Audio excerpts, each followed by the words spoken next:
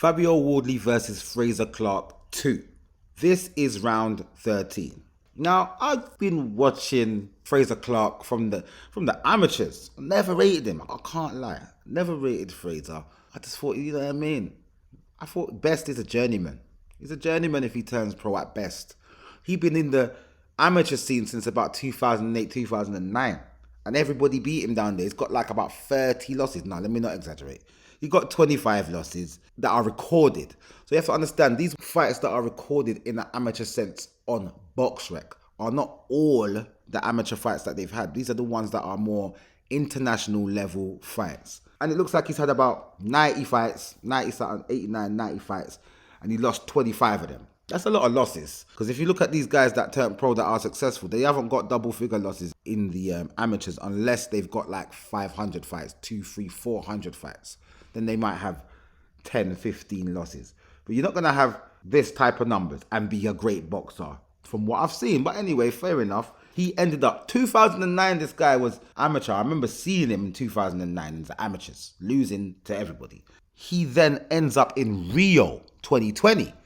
Because I forgot about him. I forgot about him from about 2000 and maybe 2010, 11, maybe 12. 2012, I kind of forgot about this Frazer Clarke guy. I remember when I saw Joe Joyce turn pro. I saw Joe Joyce in the Olympics. I was like, oh, I see. Because obviously Anthony Joshua, well, not obviously, because Anthony Joshua beat him to get to, on his way to get to the London Olympics 2012. And he obviously stayed on, went to the Olympics 2016. I was thinking, what happened to that Frazer Clarke, Daddy? I wonder if he's still doing this thing. Because Joe Joyce beat him up in the amateurs. And I was thinking, I wonder if Frazer Clarke's still doing this thing. Anyway, forgot about him again. And then all of a sudden, Frazer Clarke's at the 2020 Olympics. I'm like, oh my days.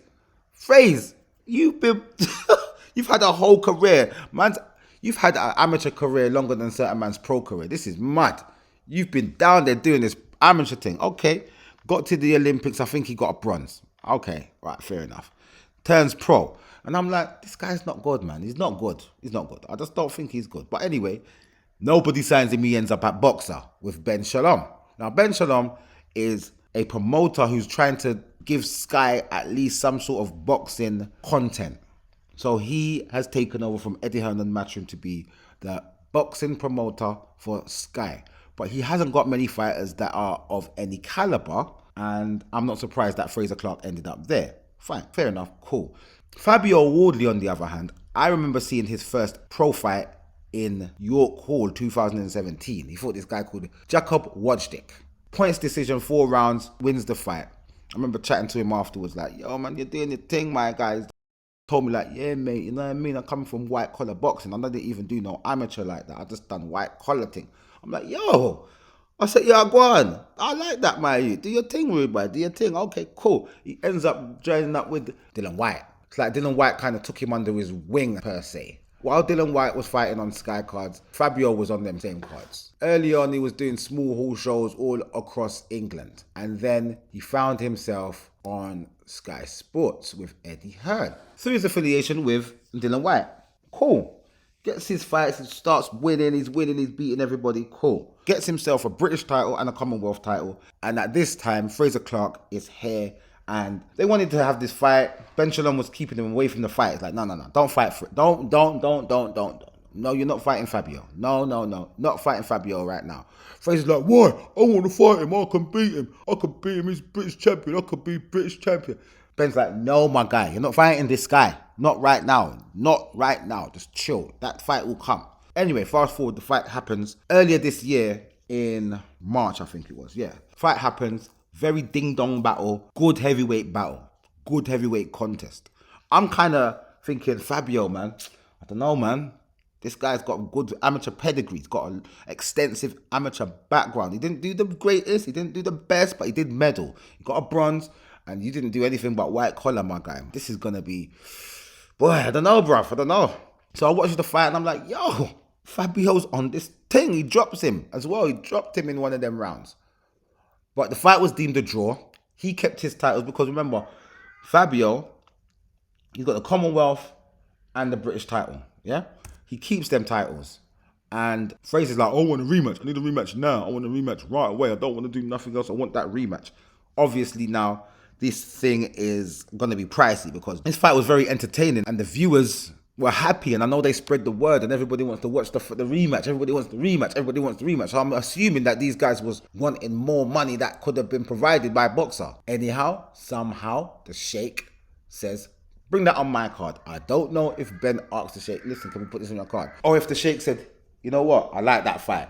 I want to have that fight, and the man, they need to get paid proper. Bring them over here. Let's go and do this fight over here in my Riyadh season.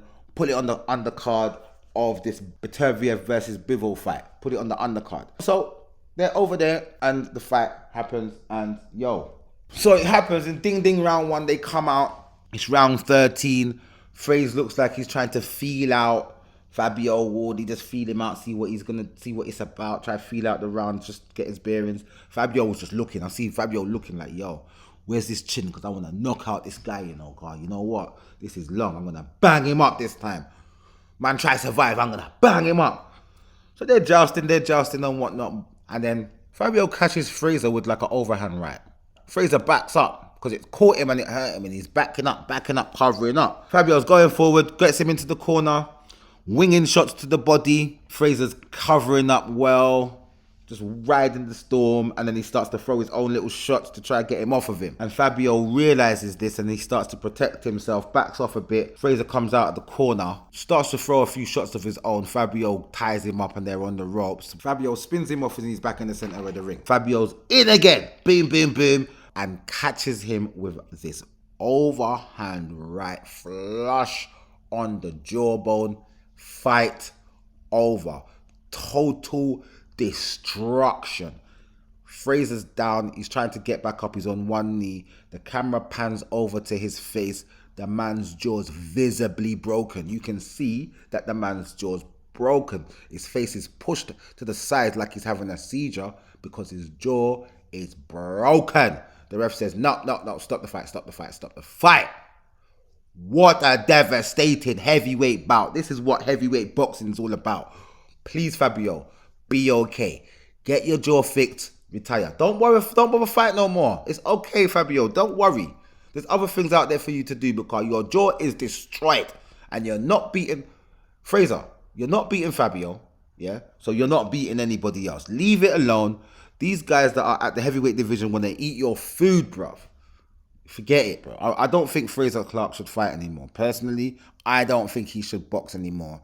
He's not good enough. I've never thought he was good enough, and he's proven to me now that he's just not good enough. He had this fight way too early in his pro career. Really and truly, Frazer Clarke needed to be fighting a bum a month. If you've ever heard this expression before, a bum a month. He should have been fighting a journeyman a month. Every other month he should have been fighting a journeyman.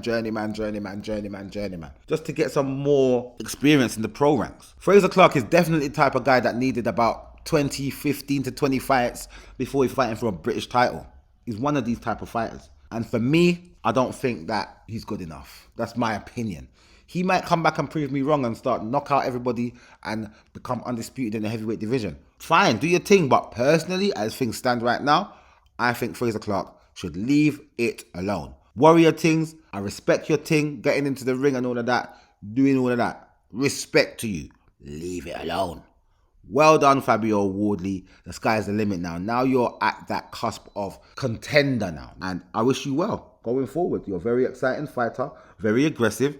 And obviously, you still got some polishing up to do of your style, because you're still very young in the game. But that was your natural talents saw you through, or have seen you through to this point, where you've got a British and Commonwealth title. Now you really need to hone in and sharpen up so that you can then go on and push on for world honors. Brilliant heavyweight fight. Entertaining. Loved it. One perfect round of destruction. Man got destroyed in there. Yeah? Destroyed. No other word to describe that. Anyway, see you man in the next video.